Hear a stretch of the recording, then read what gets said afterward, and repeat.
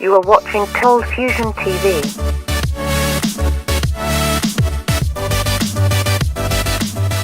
Hi, welcome to another Cold Fusion video.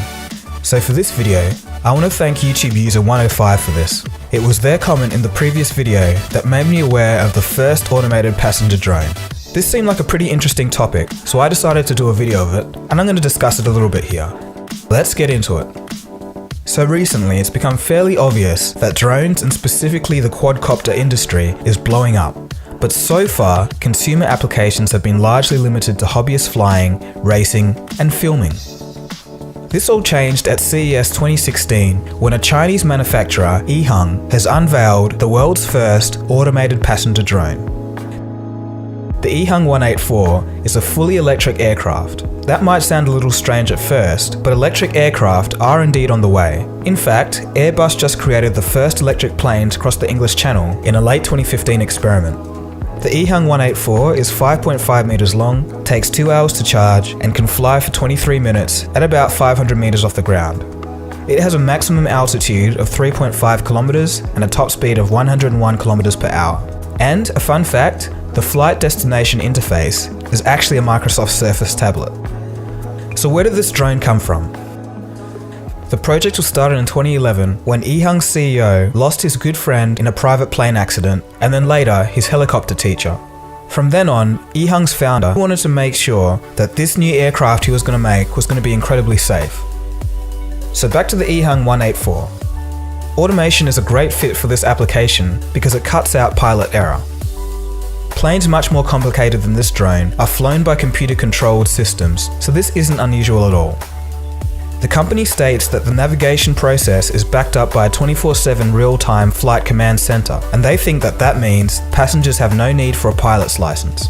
The downside though is that in EHang's case, there are no manual controls to take over in the event of an emergency. So there's a few remaining questions that should be asked. Does the drone have multiple redundant systems?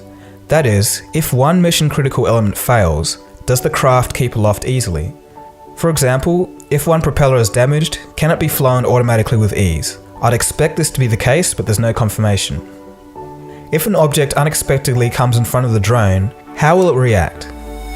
I guess we've already seen some progress in that field by Intel and their drone. So I guess we can say basic flying and evasive action might not be the issue, but the real issue could be if there's an event that causes input data that confuses the computer. I think that's the most dangerous thing in this situation. But according to EHang, the drone has been tested hundreds of times over forests, sometimes with passengers. But with these things, I guess you can never be too careful. So, the big question, is this the future of personal transport? For me personally, I think the short answer is no. Not for this vehicle anyway. The range is too short, the battery life is a major bottleneck, and there's no way of resuming manual control in the event of an emergency. And I don't think that this aircraft would pass FAA regulations anyway. But that is by no means the full story. I think a craft like this has potential for emergency respondence aid and can be very beneficial in situations where road access is limited.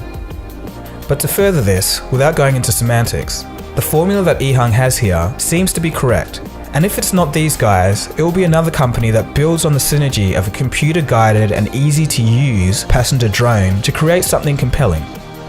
It may be many years before that happens, but to me, EHang is the start of something. So the bigger question, is this the template for the personal flying car that we've all been promised all our lives? I guess only time will tell. I'm wishing these guys the best, and I'll watch this space closely.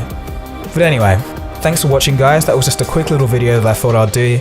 This has been Dagogo, you've been watching Cold Fusion, subscribe if you're new, and I'll see you guys again soon for the next video.